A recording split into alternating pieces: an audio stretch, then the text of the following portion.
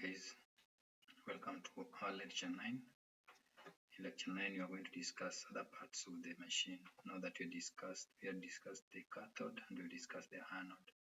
We're going to discuss some other parts of the machine to understand their functions and how they form part and parcel of the cathode ray tube.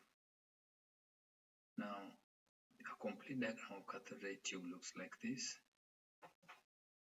This is how it looks like, and it has several other components. As you can see, we had talked about the cathode, where we said that the cathode is composed of filament and focusing cup. The filament itself are in two. We have a long one and a short one. Focusing cups exist in three types. We have unbiased, biased, and grid biased. And we discuss how those connections are done. Now we have the current inlet, or the tube current moving into the filament. Then we have the tube voltage.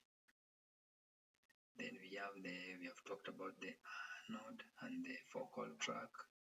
Focal track is the line with where the anode angle forms with the beam, the cycle where the electrons are interacting with. Remember, electrons is not really interacting with every part, but the specific part of the anode that is getting interacted with these electrons upon the formation of the anode angle. Then we have the stem rotator. This one rotates the anode, and then we have two magnets here. These two magnets also form vital role because they're the ones that use the mechanical force to oscillate or to rotate this anode. Now, besides that, we have the lead block, the lead outside here. This lead now prevents the stray beams from reaching the operator or any other person or moving to the outside environment. It makes sure that all the X-rays that are produced are within and can only escape only through the window. Now the window is the point at which the X-ray are leaving, and this window is made in line with the focal angle. Remember, we have the not focal angle but the anode angle.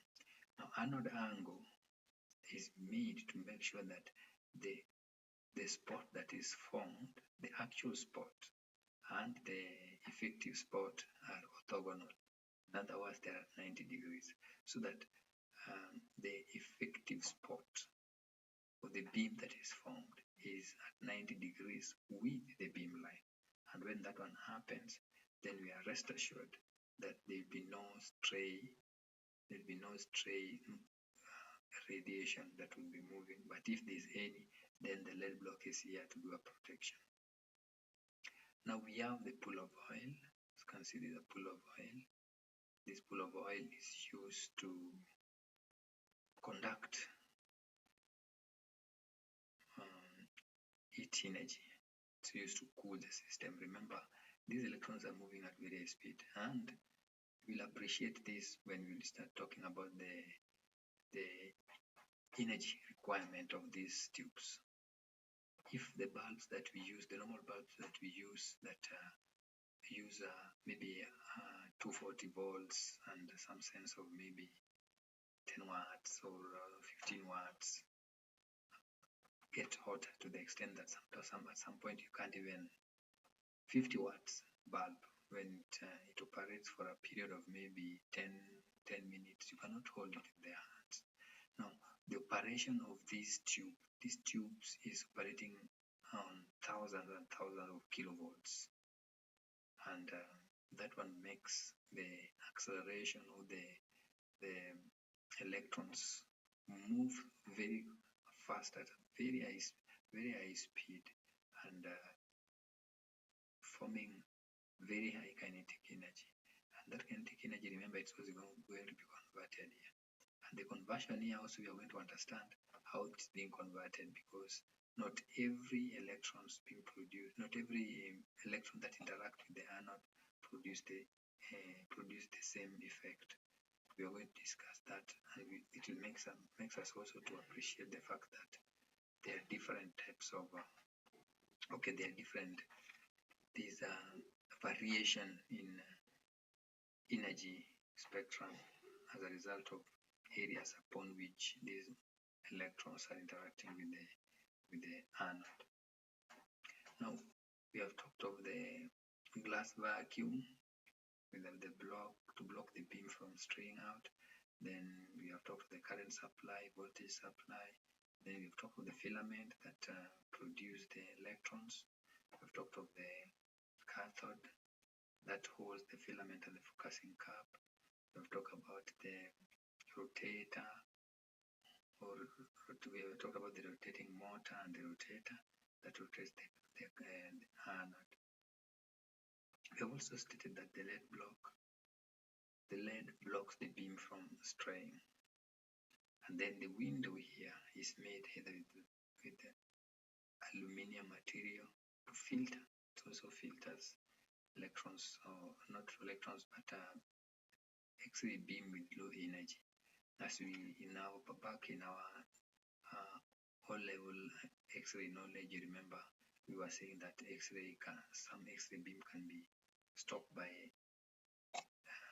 thin film of aluminum foil. Therefore, it serves the purpose of filtration here, and you'll be able to appreciate that as we move deep.